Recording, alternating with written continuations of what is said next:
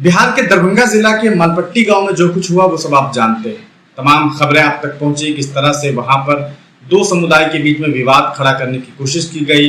बहुत सारे मामला सामने आए, किस तरह से वहां के लोगों ने आरोप लगाया कि जो पुलिसकर्मी है उन्होंने बर्बरता के साथ वहां के एक समुदाय के साथ मारपीट की और बहुत सारे प्रूफ्स उन लोगों ने सामने पेश किए, जिसमें पुलिसकर्मी का बैच हो, लाठी हो, डंडा हो, टूटा हुआ तमाम चीजें वहां पे नजर आई। लेकिन आज हम बात करेंगे बिहार के पॉलिटिकल पार्टीज के बारे में।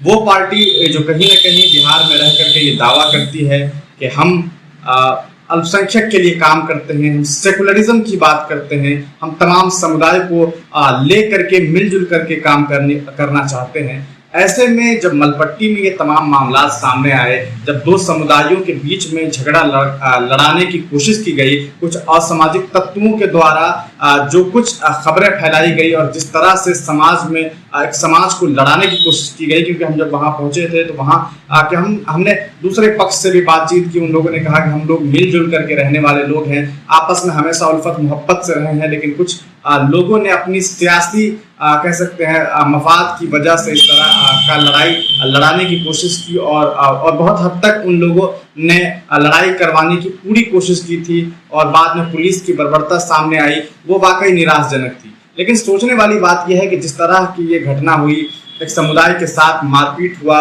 उसे कह सकते हैं इकोनॉमिकली तोड़ने की कोशिश की गई। ऐसे में जो वहाँ के जो भी नेता है जो सेकुलरिज्म की बात करते हैं वो कहाँ गायब थे? आखिर क्या वजह है कि वो लोग वहां नहीं पहुंचे, लोगों से मुलाकात नहीं की? चाहे वो किसी भी दल की बात की जाए, जेडीयू की बात की जाए, उनके भी बहुत नेता हैं जो अल्पसंख्यक के बारे में बात करते हैं। उन लोगों को चाहिए था कि वो वहां पहुंचते और वहां जाकर के बातचीत करते, जिनकी गलती थी, जो भी दोषी होते उन्हें सजा दिलाने की बात करते, दो समुदायों को मिलाते, आपस में मोहब्बत की बात करते और एक दूसरे को फिर से एक दफा जोड़ करके रखने की कोशिश करते। लेकिन ये लोग कहाँ गायब थे? आखिर क्या वजह है कि इन लोगों ने वहां पहुंच करके न सिर्फ शांति की बल्कि किसी भी तरह की वार्ता नहीं करने गए, वहां पर किसी भी तरह से लोगों से मुलाकात नहीं की? ये काफी एक निराशजनक बात रही।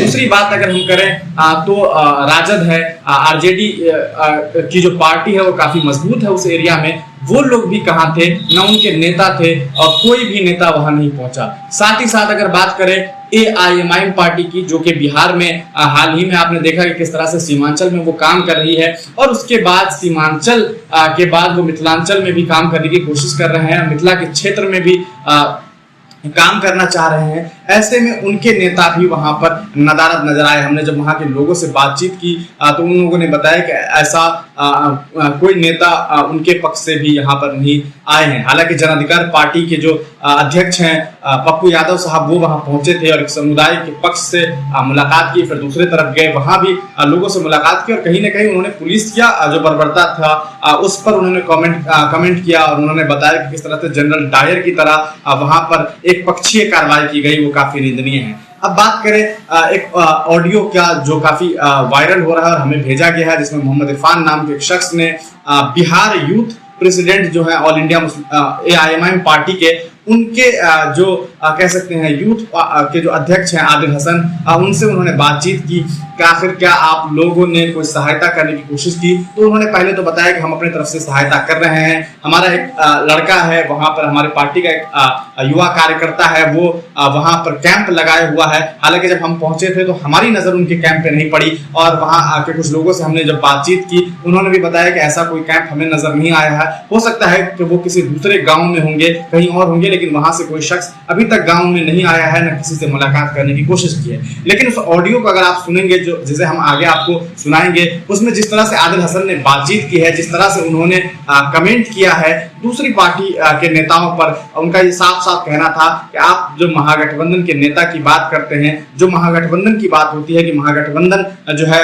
वो कह सकते हैं कि सेकुलरिज्म की बात करता है, आखिर उनके जो नेता है वो क्यों नहीं पहुंचे हैं। उन्होंने शब्द का इस्तेमाल किया, यहाँ पर हम डायरेक्ट अपने मुंह से ये बात बताना पसंद नहीं करेंगे। हम आपको वो ऑडियो सुनाएंगे जिसमें आप सुन सकते हैं कि किस तरह से उन्होंने जिस तरह से बातचीत की है वो वाकई सोचने वाली बात है कि क्या ये उसी असदुद्दीन ओवैसी के पार्टी के नेता हैं जो कई दफा मंचों से अपने आप को बाबा भीम राव अंबेडकर को मानने वाला नेता बताते हैं, जो संवैधानिक शब्दों की मर्यादा पर हमेशा बोलते हैं और कहते हैं कि वो एक ऐसा नेता हैं जिन्होंने भारतीय संसद में कई दफा बहुत अच्छे बहुत अच्छे सांसद होने का उन्होंने अवार्ड पाया है। उनके नेता जब इस तरह से आप शब्दों का इस्तेमाल करते हैं तो ये वाकई सोचने पर मजबूर करता है कि आखिर कौन ये जो लोग जो कौम की बात करने लग जाते हैं, ये जो लोग कह सकते हैं कि अल्पसंख्यक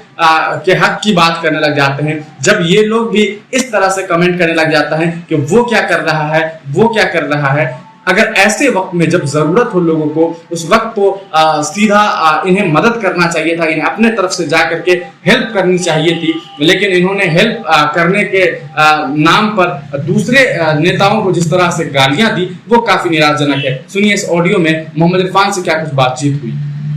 से बात की है जी, कल ही एसपी साहब डीएम साहब दोनों से बात की है। नहीं बात तो किए हैं लेकिन माहौल तो नहीं ना बन पा रहा है हजरत। माहौल नहीं बन पा रहा है तो अभी तो हम बात किए 10 मिनट पहले वहां पर उन इससे इम्तियाज भाई लोग थे। इम्तियाज भाई तो दमला है ना, बहुत ही दूरी है। एक और इम्तियाज भाई सिंहवाड़ा के। अच्छा अच्छा, वो बोले कि भैया अभी ठीक है कल सुबह बताएंगे। अच्छा अच्छा, भाई लोकल वहाँ का है ना वो, और आप दिल्ली में बैठे हैं।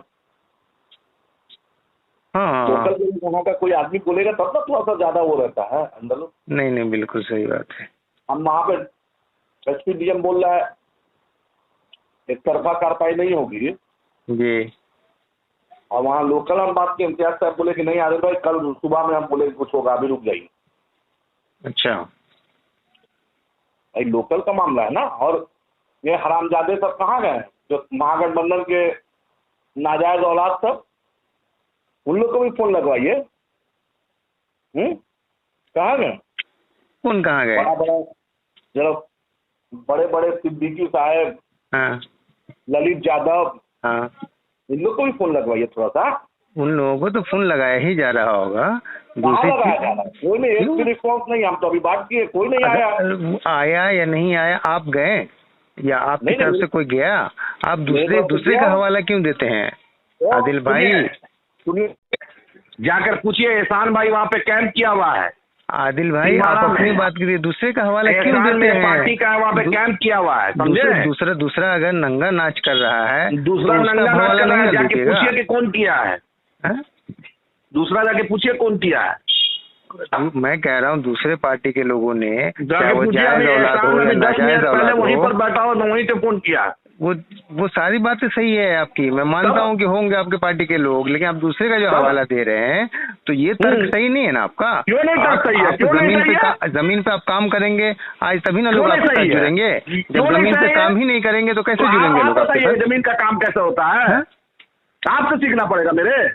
बिल्कुल आवाम से ही सीखना पड़ेगा, तो और किससे सीखना पड़ेगा? आवाम का भरोसा आप अपना बोलिए ना। आप दिल्ली में बैठ के बताइएगा दरभंगा का, आपको फुर्सत है जाने का? फोन कर दिया, आपका फर्ज निभा दिए।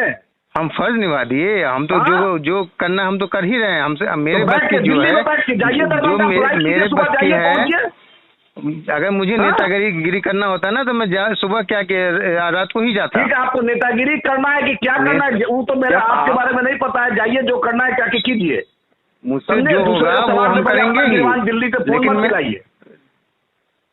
फोन ठीक है, चलिए फोन मत मिलाइए, जहां जिसको करना कीजिए। वो जो हो रहा है वो कर रहा है अल्हम्दुलिल्लाह। हमको पसंद नहीं आता ये लोग बिना काम का चिल्लाता है। अब मान लिया कि आदिल हसन साहब इतना चिल्ला रहे थे मुझ पे कि आप दिल्ली में बैठे हो। अरे भाई मुझसे जो होगा वो हम करेंगे। एक बात सुनिए ना इरफान भाई, उसको बोलिए, आप उसको बोलिए कि आपका आदमी है तो बोलिए तो लाइव वीडियो बात करने के लिए। कितना देर था वहाँ पे? अब तो वो मेरा फोन ही नहीं उठाया। मैं दोबारा जब किया ना फोन, वो तो कट कर दिया, फिर फोन ही नहीं उठाए हैं वो। और दूसरी चीज ये कि इस तरह से का जो किरदार होता है या इस तरह का अंदाज होता है बात करने का, तो इससे तो आदमी जुड़ेगा नहीं ना उसके साथ।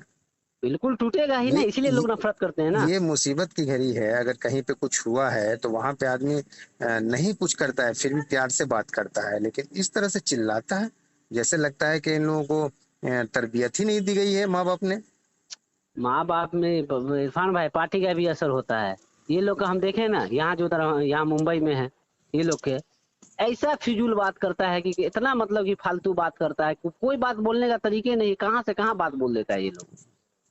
नहीं तो मैं इसको अक्सर इसका कार्यकर्ता का देखिएगा यही होता है। मैं तो सिर्फ कहा कि मैं पहले ये कंफर्म कर लूं कि ये एहसान वैसान नाम ले रहे हैं कि वो वहां पे कैंप करके है, तो वो रियली में कैंप करके है या नहीं है। एक भी आदमी नहीं है, एक भी पहला नेता पप्पू यादव आया है, बाकी एक भी कोई आदमी नहीं है।